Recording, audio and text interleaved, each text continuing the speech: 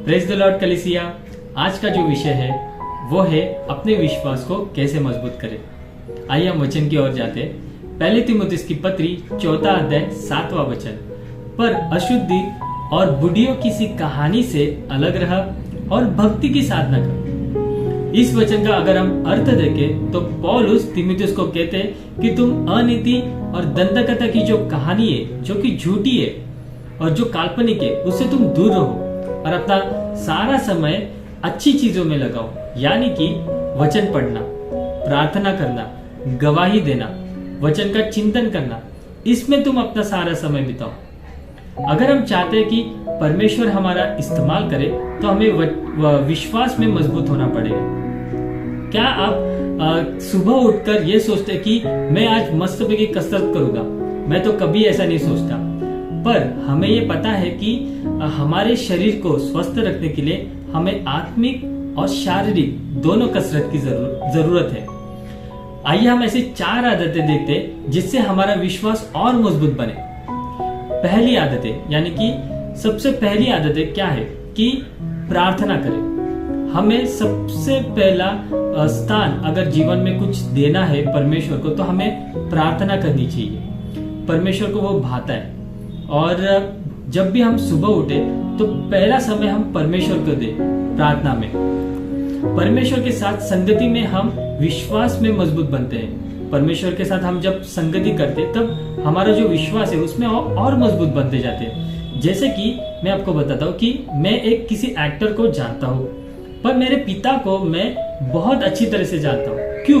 क्योंकि मैं उनके साथ बात करता हूँ, उनके साथ समय बिताता हूँ, उनको मेरा दुख दर्द बताता हूँ, उनके साथ मैं संगति करता हूँ। इसकी वजह से मैं मेरे पिता को बहुत अच्छी तरीके से जानता हूँ। उसी तरह ही हमारा जो रिलेशन है परमेश्वर के साथ उसी तरह होना चाहिए कि हम परमेश्वर के साथ संगति में रहे, और इससे क्या होता है कि हमारा विश्वास और बढ़ता है। दूसरी आदत हम देखते हैं कि पवित्र शास्त्र का अध्ययन करें। हमें व्यक्तिगत रूप से बाइबल का अध्ययन करना होगा।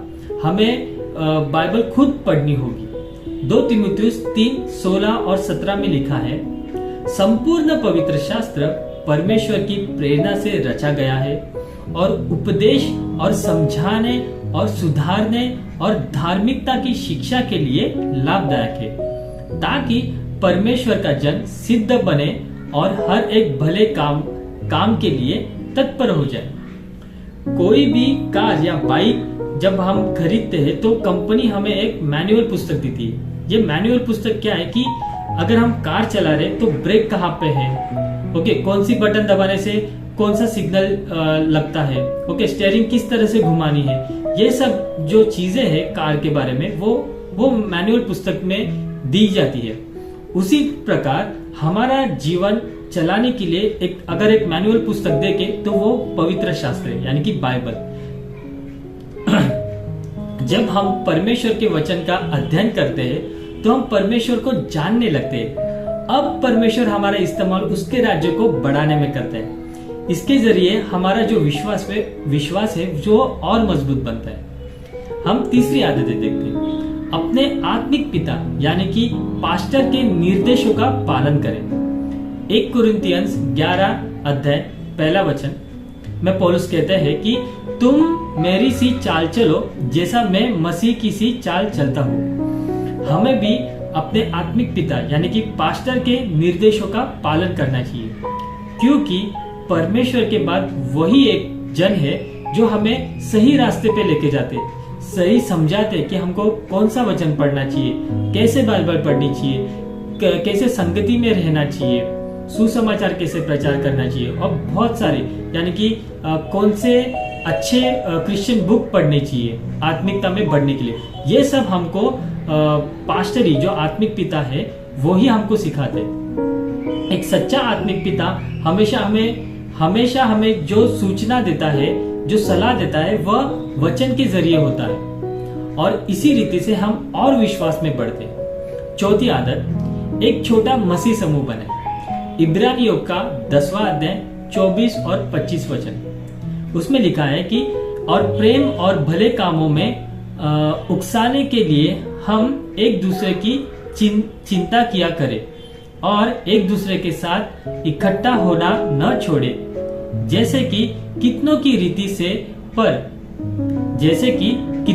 रीति है, पर एक दूसरे को समझाते रहे, और जो जो उस दिन को निकट आते देखो तो और भी अधिक यह किया करो।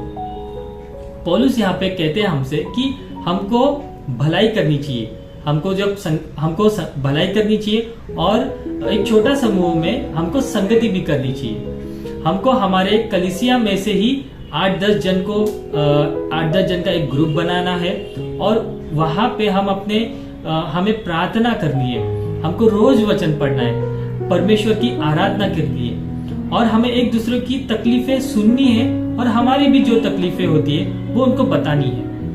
जितना हो सके हम दूसरों की मदद करनी चाहिए और दूसरों का भलाई करें। हमारे जिंदगी से जब तकलीफें कम होती है या फिर खत्म होती है तो हमारा विश्वास परमेश्वर में और बढ़ता है। और अगर हम देखें तो ये तकलीफें कौन कम करता है या फिर खत्म करता है? खुद परमेश्वर ही ये तकलीफें खत्म करता है। तो ये 4 आदतें हमें परमेश्वर के प्रति विश्वास में बढ़ने में बहुत मदद करती है। आइए हम परमेश्वर का धन्यवाद